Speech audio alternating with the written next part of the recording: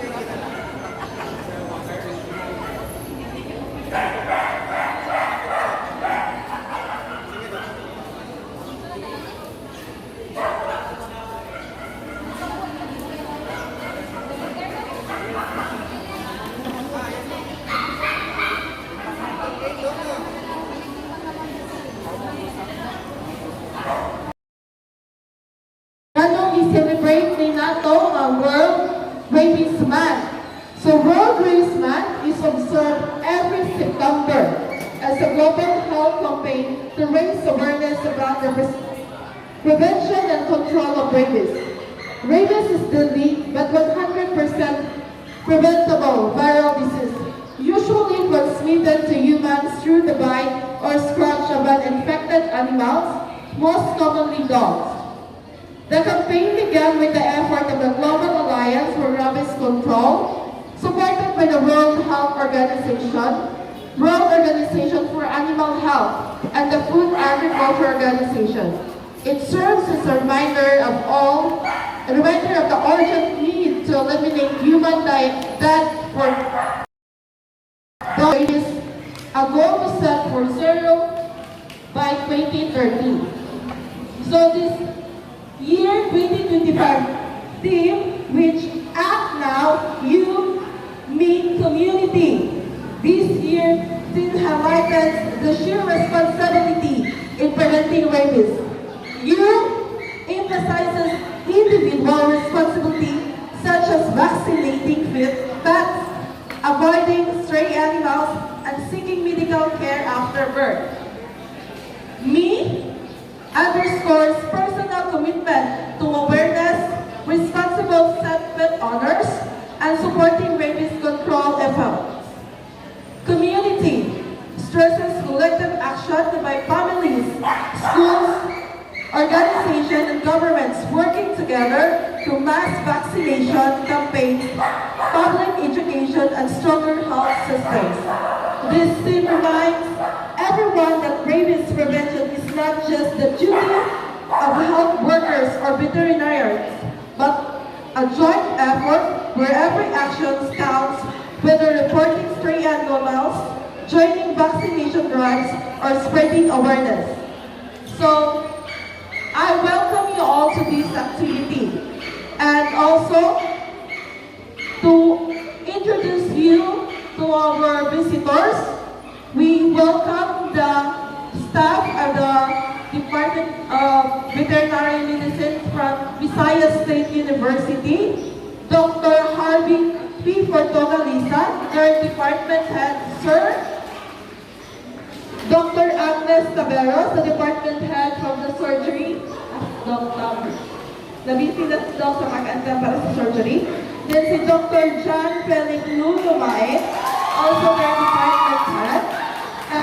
Dr. Marjorie E. Cortez, Dr. Nina Maini de los Reyes, Dr. Camille R. Enriquez, Dr. Renato A. Tagata, Dr. Sheila A. Rabi, Dr. Ana Marquesa F. Hinico, Dr. Lourdes Imbalala, and from her staff, Dr. Juna Grace Digidion, Dr. Maria Villanaire, Dr. Joel Israel, Dr. Mardel Fabregas, and Dr. Jill Jane Israel. So, and also we have a visitor coming from the Bureau of Animal Industry, Dr. Ciprian Acedo. Doc, good morning. So, today our activity is, first is the orientation of the veterinary health services of the veterinary team, basic handling and restraint techniques, assessment of healthy and sick animals, post-surgery operation care. So we have 3 teams today.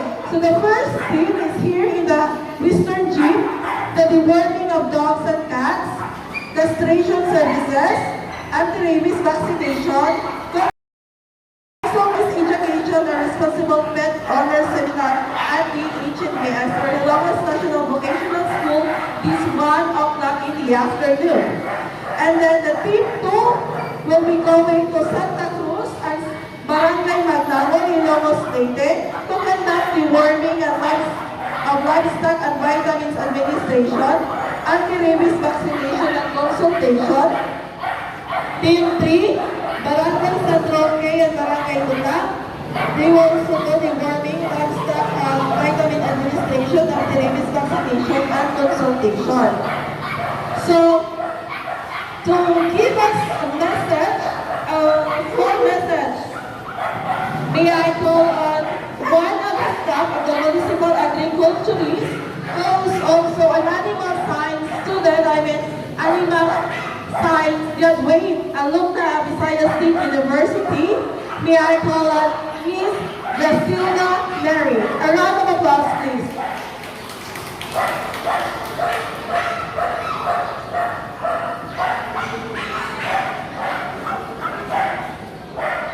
Hello, good afternoon. Good morning. Good morning, everyone. So, ibiyan sa mong office, so, ngayon ka muna mo, nagpasalamat mi, ako ka, naamon diri labi na sa mga pet owners nga naghato or nagkundi sila pets na mabakunahan para malikayan ang rabies. So, sa DSU, staff, salamat kayo nga partner mo na mo karon sa activity. And we hope na sa uban pang mga activity po naagad po mo na mo kauban. So, that's all. Thank you. So thank you so much, Ma'am Grace. And now, we will hear a special inspirational message from the Dean of the College of Veterinary Medicine, Dr. Harvey P. Portogalisa. A round of applause, please.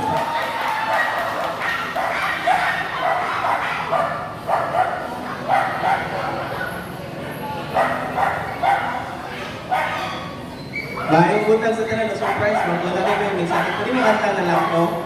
Medyo kapitaw. So naami karon para maghatag og serbisyo along with Ilocos na local government units. So hinaot ta na maayo ra ang panahon, and I think after this, we will going to go to the different sites. At akong mga aero, buwan-buwan na tagamay, and then later, sugot pa. Salamat kayo sa inyong pag-attend. Salamat, Doc. So now, we will start na the activity. So, nag-start na naman sila at sa pagpinta para na sa surgery rin napita. Ang para sa vaccination, also deworming. So, for the anti-rabies vaccination and deworming will be in this side, while the other side is for the surgery of castration. So, team sa ganuan to sa barangay, naka-ready na. Okay po. So, I welcome you all once again and good morning. Have patience to your family. Thank you. Namo kontahay sa name of owner Jocelyn Payak. So, mungan ni si Ma'am Jocelyn Payak kay kani para man ni Ate Reyes. Kung wala siya, mo proceed ni sa sunod. Okay, anak lang, makabatiran ka nan. So, kung magpakonsulta na diri kang doknek ka o niya, kung magpabakuna dito sa amo So, dili ta diri sumuli niya dito kay ato pa mag-examinan ninyo mga iro. So, kuhaon pa namo ang sa mani temperature, no? Ibutangan og thermometer sa lubot, so ayaw gakuan nga inyong iro butangan og thermometer kay kuhaon na namo ang temperature.